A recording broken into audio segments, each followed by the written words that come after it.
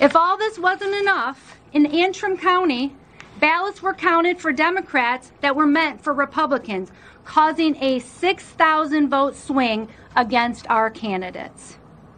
The county clerk came forward and said tabulating software glitched and caused a miscalculation of the votes.